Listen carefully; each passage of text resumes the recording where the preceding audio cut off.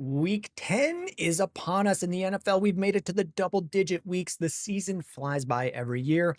Let's talk about our fantasy football rankings. If this is your first time checking out one of our rankings videos, here's how we do it. We go game by game through the NFL slate, and then we break that down by each team. We talk about the matchups, and on screen, you'll see where each player is ranked. If they're not listed, that would mean that they are outside of, say, the top 40 at running backs or top 40 at wide receivers. It's always possible there's a mistake. Let me know in the comments if you think someone should be ranked. Now, let's not waste any more time. We've been doing these for a couple weeks now. We're trying to get faster. We're going to get even faster this week. Thursday night football, the Raiders travel to Denver to take on the Broncos. The over-under is 41.5. It's expected to be a kind of a defensive matchup with the exception of like the Raiders stopping themselves. They just don't have players. The Raiders traded away Jacoby Myers. I've got Geno Smith at 25. Tre Tucker, I don't know that he moves into a bigger role. I think he's just kind of the last guy left there and not really someone who was tradable. I don't know that he's that great of a receiver to begin with. I'm not champing at the bit to get him in my lineup. Got Genty at 12. It's just a tough defense, the Broncos. And then Brock Bowers at 2. He's back from injury, 3 touchdown game last week, 13 targets, 12 receptions. That's kind of what we were seeing last year. I think he's getting back to that. I've got him as a clear starter. For the Broncos, Bo Nix, I'm putting him in my lineup pretty confidently. I've got him at 12. J.K. Dobbins and R.J. Harvey, both starts. R.J. Harvey getting more production.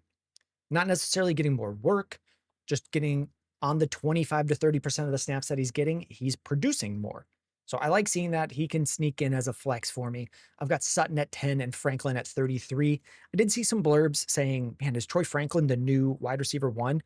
I think it's still Sutton. Some of that was just based on they just played the Texans, who are a tough passing defense, and they found success sending it to Franklin rather than Courtland Sutton, who had 1 catch last week for a big touchdown.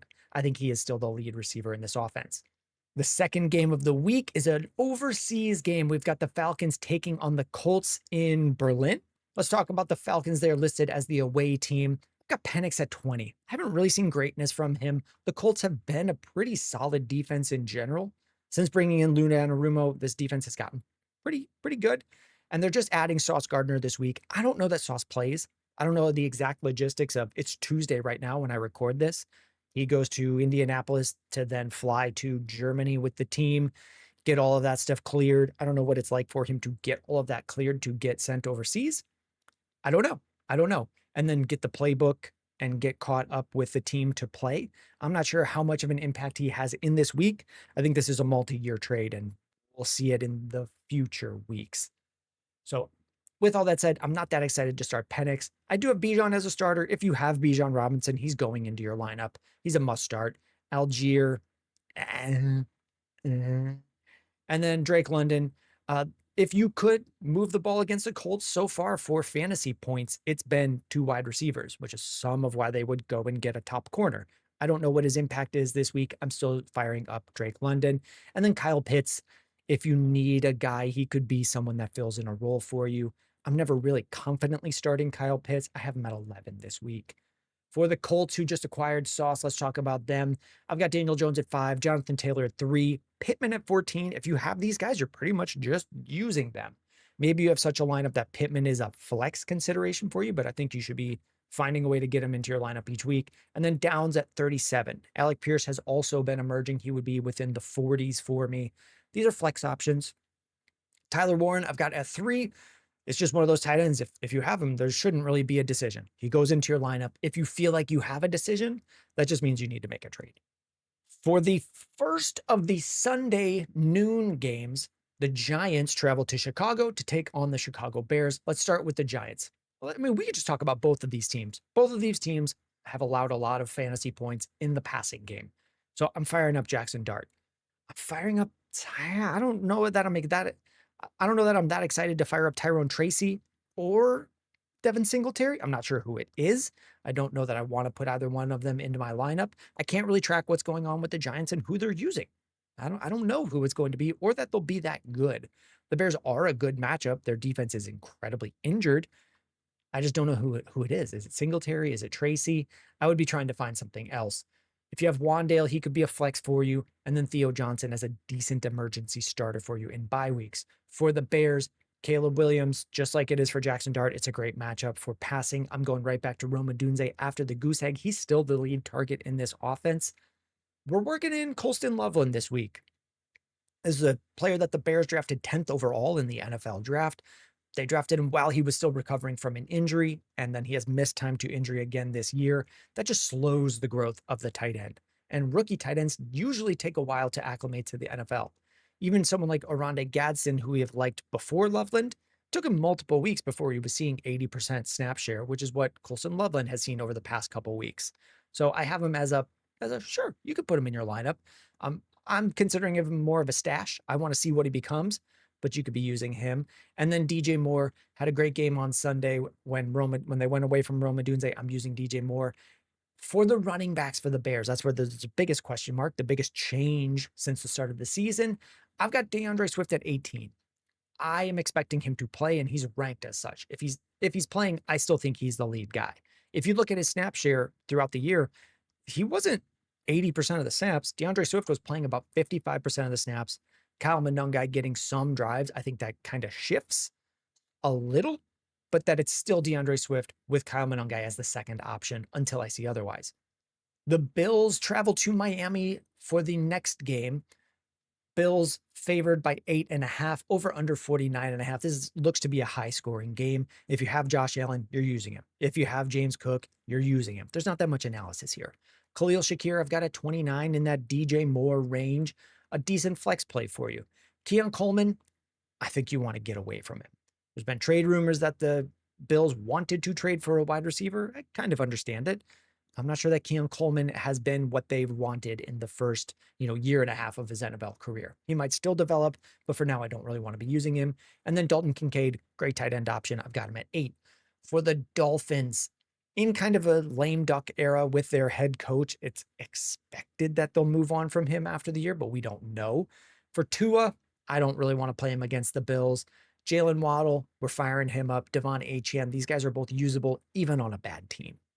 We've got an interconference matchup for the next game. The Ravens travel to Minnesota, where they are favored on the road by 4.5. Over unders 48.5. The Ravens are healthier now, much healthier.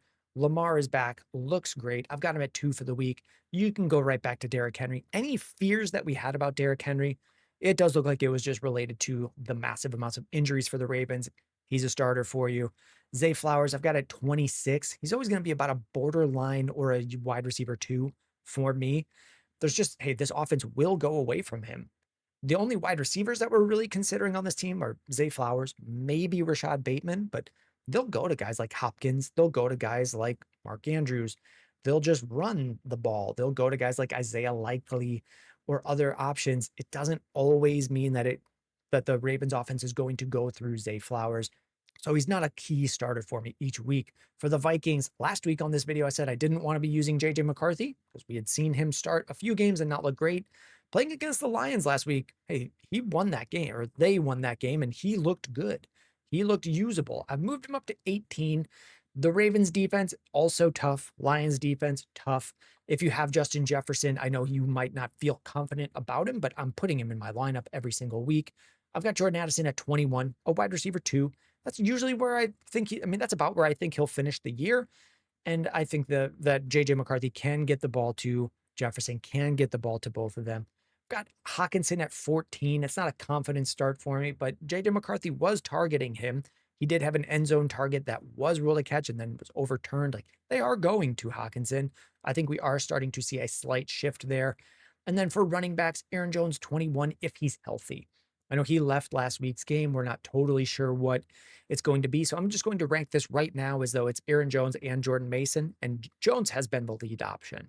If we find out later in the week that Jones might miss this game, then we would update the rankings, and you can check in on the daily live streams or check the short form videos for ranks updates. We've got a toilet bowl game for the next one. Browns traveling to New York to take on the Jets, who are wrapping up their fire sale today. It's Tuesday afternoon, a little bit after the trade deadline. Jets traded away multiple key pieces of their defense. Let's talk about the Browns. Even with the Jets losing defensive pieces, I've got Dylan Gabriel, 18. Judkins is someone I'll be using just because I think he's a great running back and he has performed well in tough matchups throughout the year. I've got him at 11, Sampson at 34.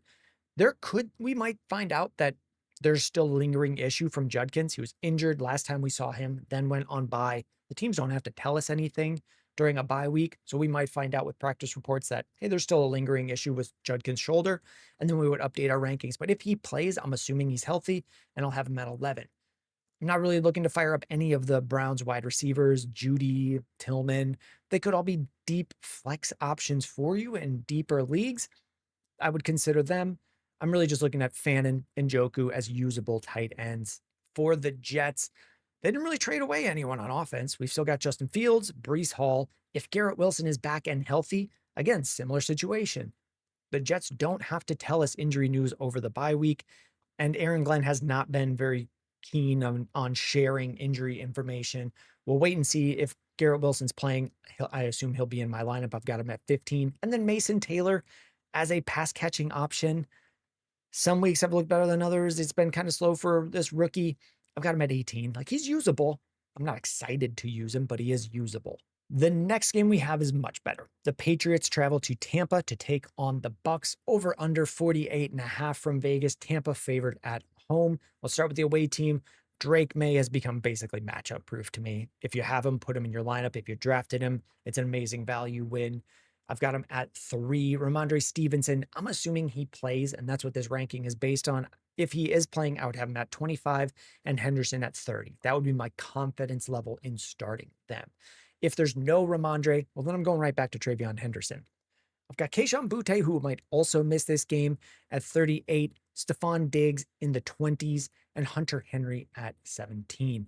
Hunter Henry is generally safe, but I'm never really excited to use him. He's just as likely to get a touchdown as he is to get 4 for 40 and not do that great or be that impactful for fantasy.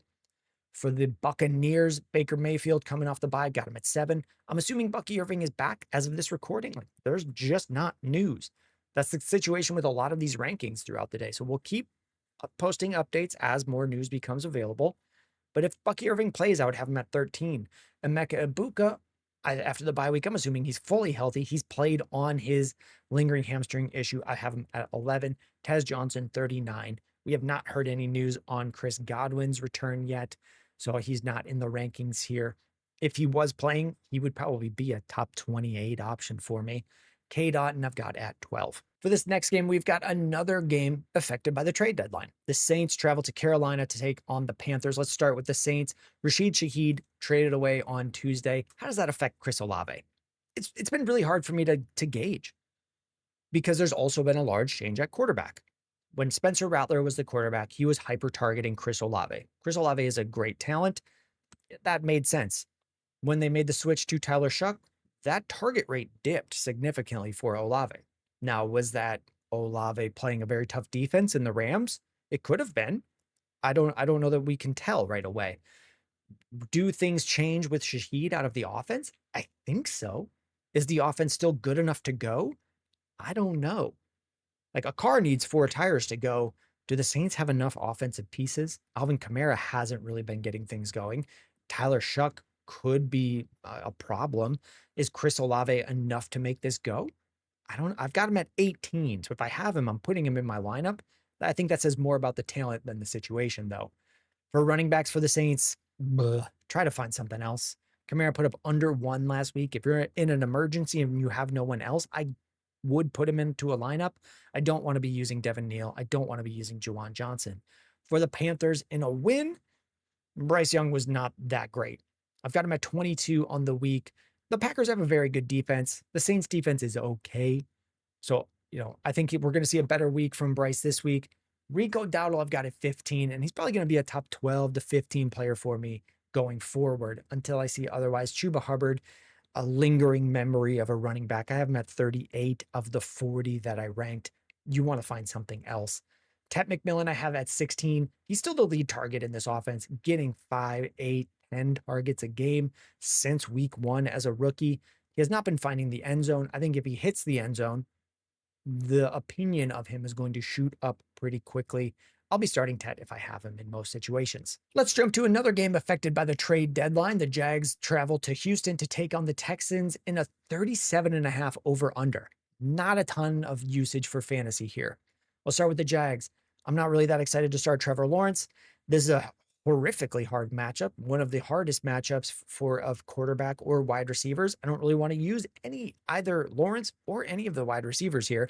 This is the lowest I've had BTJ ranked all year. He's dealing with multiple different injuries. The reports I'm seeing today are that he could have an ankle sprain.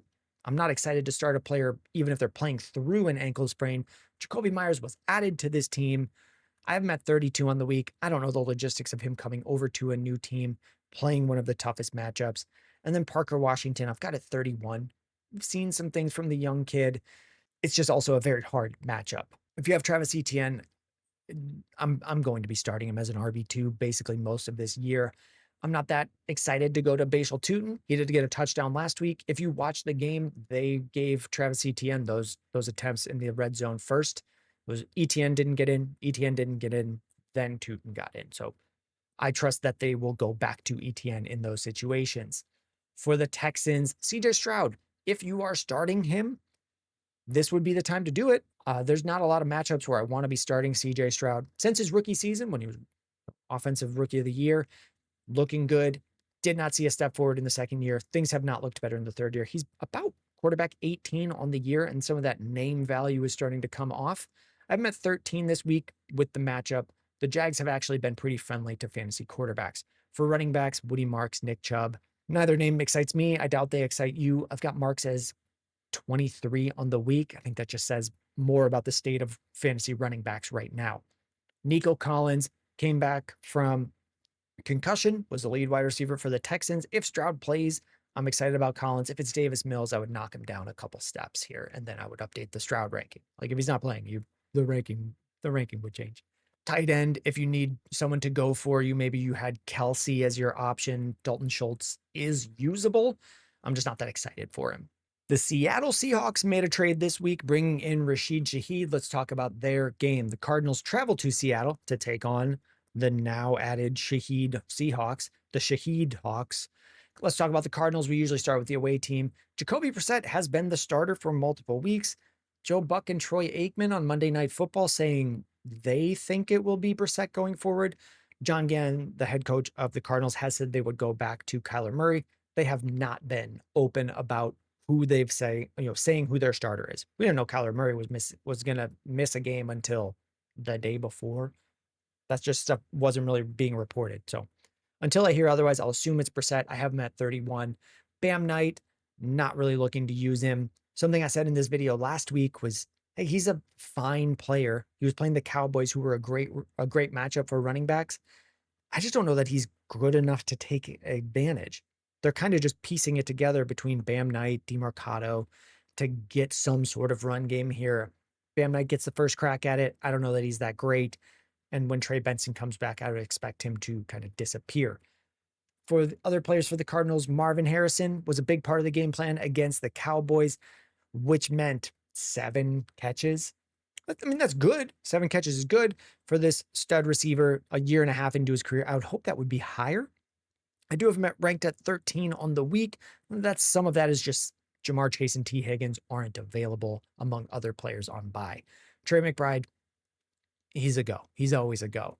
For the Seahawks, I've got Darnold at 15. That would move him up, adding in another receiver who I think slots in pretty easily with Clint Kubiak, who is now the offensive coordinator for the Seahawks. It is a reuniting of Shaheed and Kubiak, who were both on the Saints last year. Kubiak came over to the Seahawks. Now Shaheed has come over to the Seahawks. I've got Cooper Kupp at 40. Torrey Horton would be the odd man out here. You could flip Horton and Kupp for me. I'm just not really that jumping up and down to use either one. JSN, we're firing him up. For the running backs, I've got Charbonnet and Ken Walker, 22 and 24. Your guess is as good as mine for who the lead is in any given week, or if they're really even needed. We'll jump from one NFC West matchup to another. We've got the Rams taking on the 49ers in San Francisco. Rams favored on the road, over under 49.5. We'll start with the road team. The Road Dogs. Well, not underdogs, but the road homies. Rams, Matt Stafford. I've got him at 6. He leads the league in touchdowns this year. Until I see someone stop him, like Puka, Devontae, they're catching a lot of touchdowns. I will be having Matt Stafford in my lineup. If you've lost a quarterback, say you drafted Kyler Murray and he's not playing for you, you just lost Jaden Daniels. Stafford has been excellent. I think you can plug him in and go and feel confident in a lot of weeks. Kyron, I've got a 10. Use Puka, use Devontae Adams. The Rams are really easy. We're going to jump from one of the easiest teams to set your lineup for to one of the worst, hardest 49ers. They don't tell you who's injured. They don't tell you who's playing. Is it Brock Purdy? Is it Mac Jones? If you look at any different fantasy app, they'll have a different person with projections because we don't know who's going. I'm not that excited to start either one. The Rams have a great defense. Christian McCaffrey, you can't get away from him. I've got Kittle at 4. And then I don't have any receivers listed here. If Ricky Pearsall plays, he would be a wide receiver 2 for me. But is he playing? I don't know. Is Juwan Jennings healthy? I don't know. Is Kendrick Bourne the lead guy? I don't know. Your guess is as good as mine. For the next game, the Lions travel to Washington to take on the Big Red Commies. The over under 48.5. Detroit heavily favored on the road because of how injured the Commies are. We'll start with the road team. Firing up everyone. Goff, go. Gibbs, go. Montgomery, I've got him as a decent flex option for you. I think he's a sleeper flex multiple years over, and it's looked pretty similar this year. Amon-Ra, fire him up. Jameson Williams is the question mark. He had a touchdown last week. I don't know that means they'll use him in the same role this week. Commies are pretty banged up, though. They just put Marshawn Lattimore on IR. They can't really score the ball. The Lions will run up the score on you and run out trick plays, so that could be a Jameson Williams day. Got him at 35. Laporta, we're typically using him. On the other side of the ball, let's talk about the Commies. Do I want to use Marcus Mariota? No. Do I want to use Ja'Cory Krosky-Merritt? No. They are going to him. It's just not working. Do I want to use Debo? Okay. I have Debo at 23.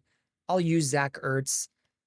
The Lions have a good defense, but you can move the ball. You can score. The Vikings just moved the ball and scored. So I could use Debo. I could use Ertz. They're not completely shut down, but I'm not really looking to use any of these Commies. For the Sunday night game, the Steelers travel to LA to take on the Chargers. Chargers 3.5-point favorites at home. The over under 44.5. Let's start with the Steelers. Not a lot of fantasy excitement here for me. I don't really want to use Aaron Rodgers. I don't really want to use DK Metcalf. Calvin Austin or a tight end will probably catch a touchdown. I don't know who it's going to be, and I don't really want to take that risk because if they don't get the touchdown, they're probably not doing that much. I'll use Jaylen Warren pretty happily. After a slow start to the year, the Steelers defense has turned things around, and I have my expectations for the Chargers kind of tempered, pull it back a little bit. I've got Herbert at 11. He's been really good, but without Joe Alt, there's a notable difference, and Joe Alt is out for the year. The Chargers did just trade for offensive line help. I don't know that they replace Joe Alt. Maybe things are a little bit better.